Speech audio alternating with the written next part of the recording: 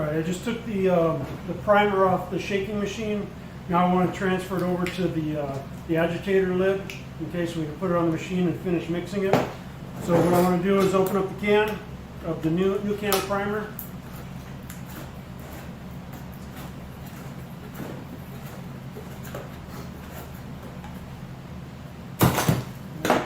And then on this one, it's got these little tabs that you pull away.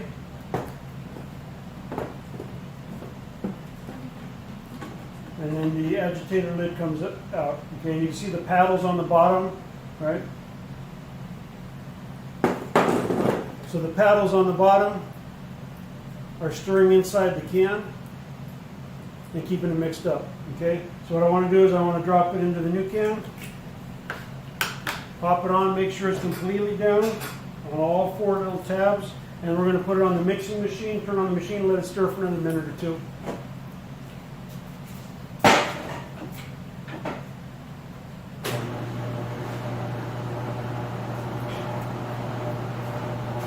Alright, so we'll let that sit for a minute or two, and what we're using is the PPS 2.0 cups, along with the new SATA-Jet 100 BP primer gun. This has a very large opening in the center.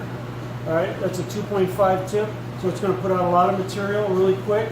Really good for priming to get enough buildup of primer so we have something to sand. Okay, so we'll be using that in the booth.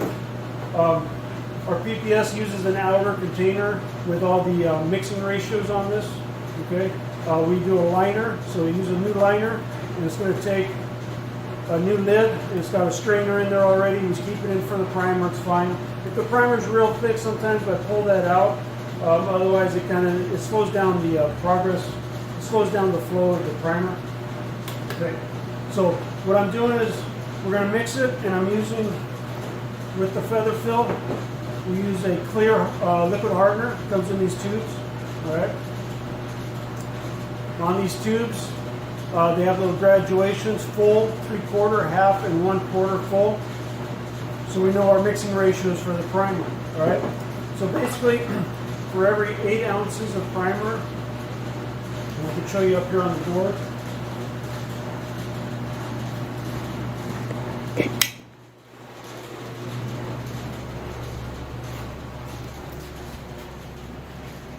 So basically, for every 8 ounces of primer, we're doing 1/4 of a tube. So 1 tube is good for a full quart. All right. So you have to kind of break it down if you're not using a full quart. 8 ounces, 16 ounces, whatever you need. All right. We usually will make up about 16 ounces or so at a time. That usually does all right. If you need more, you can always make up more. But I don't like to be wasteful. So if you don't need it, don't mix it. All right, so there's a little bit of primer left in this one. I'm just going to pour it in real quick. Don't want to waste any. Throw that away.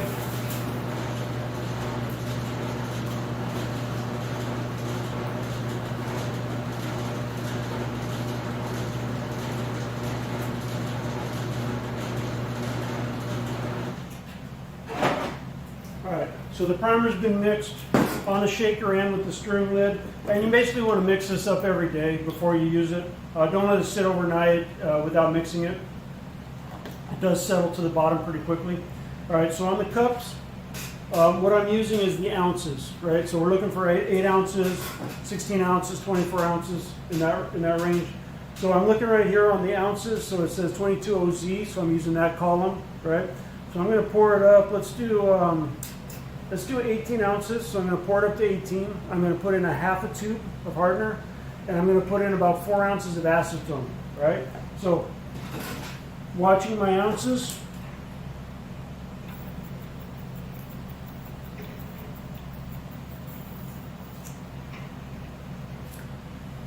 All right, we go up to 16 ounces, and with 16 ounces on the chart it says half a tube. All right, so this one's pretty close, it's just slightly over half. So I'll just use this one, it'll be fine. So just dump the whole thing in. And then with a little bit of acetone, so I got some in here. I'm going to put about 4 ounces of acetone.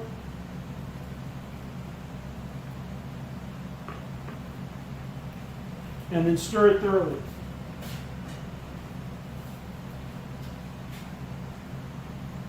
With the primer, you want to make sure it's really a heavy-bodied material, so you want to make sure that everything gets mixed up really good. Otherwise, it keeps settled to the bottom, and it's runnier at top.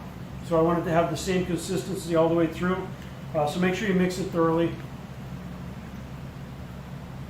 And one way to tell is if I pull out the stick, if it looks kind of heavy on the bottom, it usually means it needs to be mixed up more.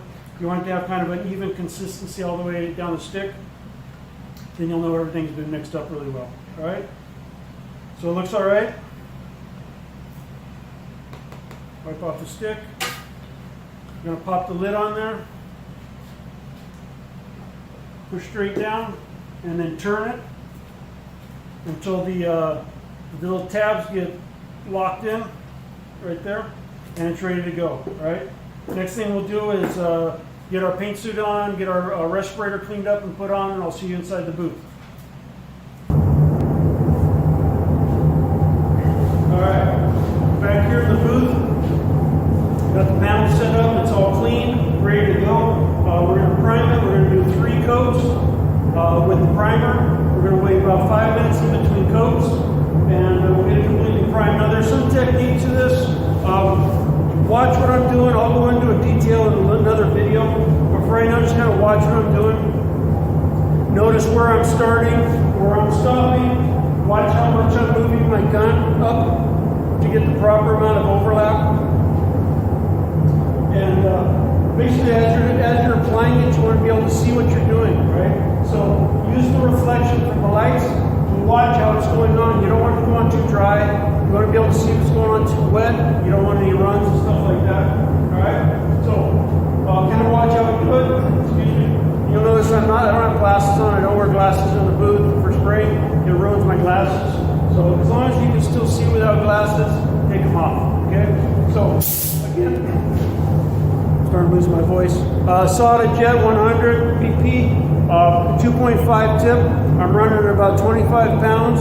All right, and this is filled with the Evercoat primer.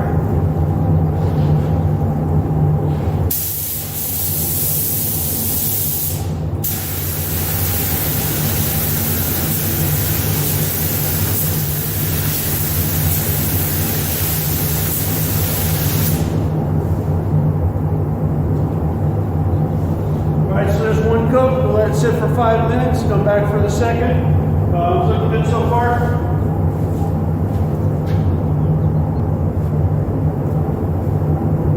Alright, so 5 minutes have passed. Don't expect the primer to be fully dry in 5 minutes. It's still going to be tacky. Still might have a little bit of a shine to it. But as long as you've waited for some of the solvents to evaporate, you should be fine. You just don't want to keep putting on primer coat after coat without letting it sit in between coats. You want to give it time for the solvents to evaporate, right? Otherwise, it'll cause problems with blistering and cracking later on. So second coat, same as the first. Again, it's a little harder on the second and third coats because now everything is gray. It's hard to tell where you've been. So you want to make sure that you have your system down, have your pattern set, so that you can go back to it each time without worrying about if you can see where you've been or not. Okay?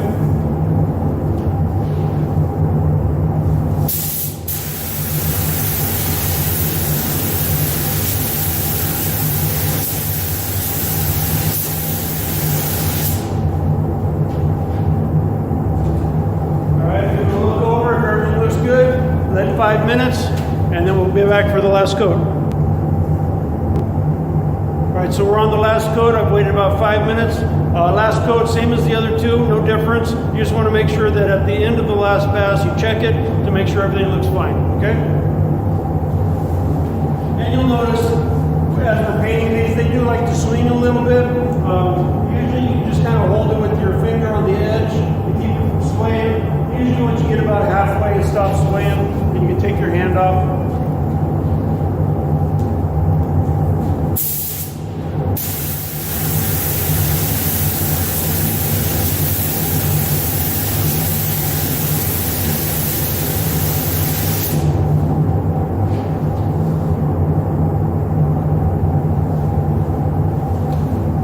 All right, looks good. not leave primer in the spray guns, especially on a warm day like it is today. Probably within about 30 minutes or so, this is going to start hardening up. Probably within an hour, it's going to be pretty hard to get out of there. So right away, as soon as you're done, get the gun cleaned up. All right, we'll be back.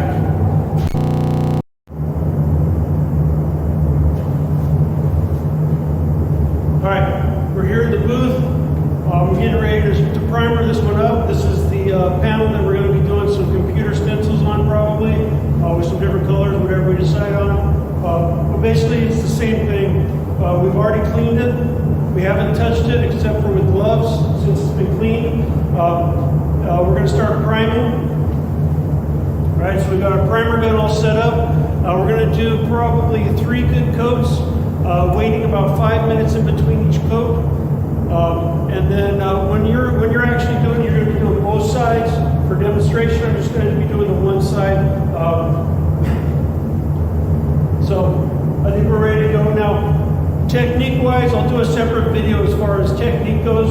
But basically what you're doing, starting your pass off the panel, pulling the trigger all the way, and moving across the panel, off the panel, and releasing the trigger, all right? Then you're going to move up a few inches and do the same thing. And basically you're just doing a zigzag all the way across until you get from one end to the other, all right?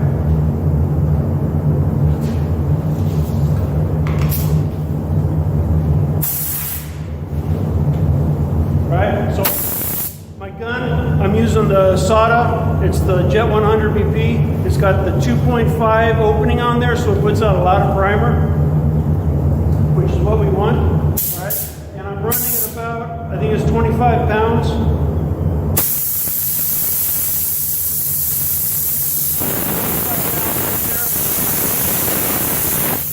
Right around there. All right. Now you can start on the top or the bottom, it doesn't really matter as long as everything is even going up and down, okay?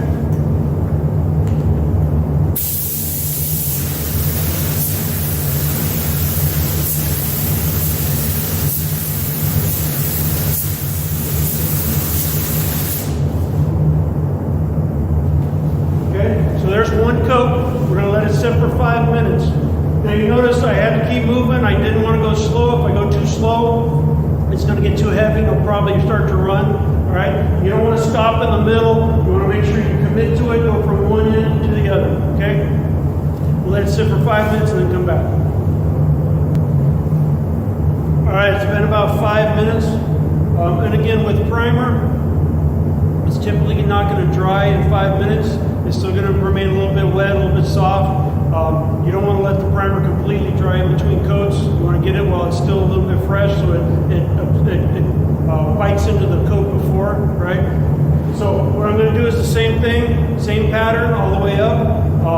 So kind of watch the technique. And what I'm doing, besides starting off the panel and ending off the panel, in between, right? So the gun has a couple positions, right? Off, obviously. And if you pull the trigger a little bit, it's just air. There's no material coming out, okay? As you pull the trigger further, then primer comes out. So what I want is, at the beginning and end, all I want is air, okay? So this air comes in, and as I'm ready to go, I pull the trigger the rest of the way and start moving, okay? At the end, I release it a little bit, just so I have air. I move up and pull it again and move across, okay?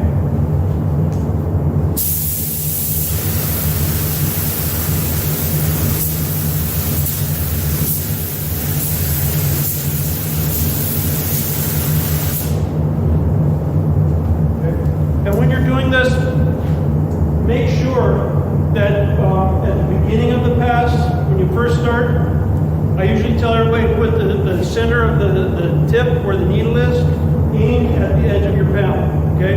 And when you finish, I want the same thing. I want the needle pointing at the edge of the panel. That way I know that you have a full pass up here, and you didn't stop down here, right? If you stop down here, it's going to be very light at the top, right? If you started up here somewhere, it's going to be light at the bottom, right? So you want to make sure that you start slightly off the panel, work your way up, and finish so that it's actually blowing half of your primer off the panel, okay? That way you know you've got an even coat all the way up and down.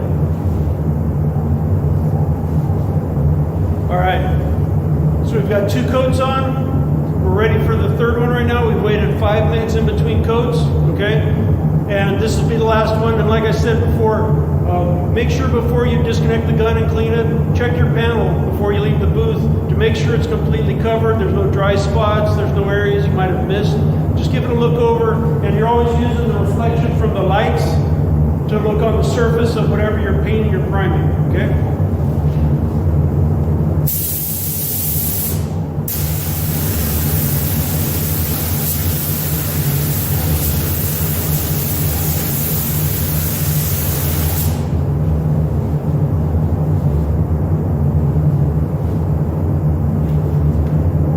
All right, it's looking pretty good. Now that's 3 coats. We're gonna let it sit overnight. When we come back, it'll be ready to sand.